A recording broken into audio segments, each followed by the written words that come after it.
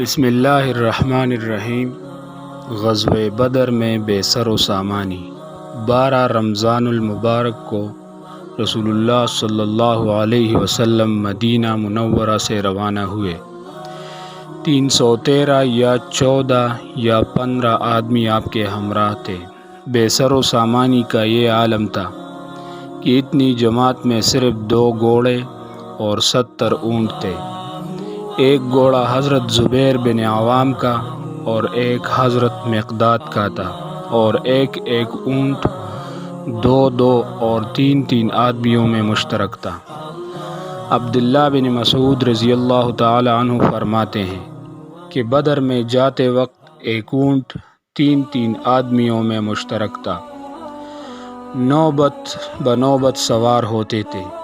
ابو لبابہ اور علی رضی اللہ تعالی عنہما رسول اللہ صلی اللہ علیہ وسلم کے شریک تھے۔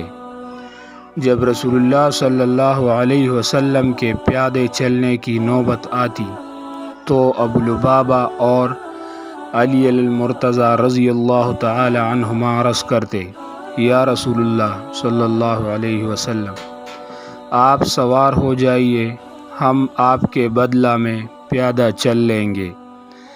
آپ یہ ارشاد فرماتے: تم چلنے میں مجھ سے زیادہ قوی نہیں، اور میں تم سے زیادہ اللہ کے اجر سے بے نیاز نہیں۔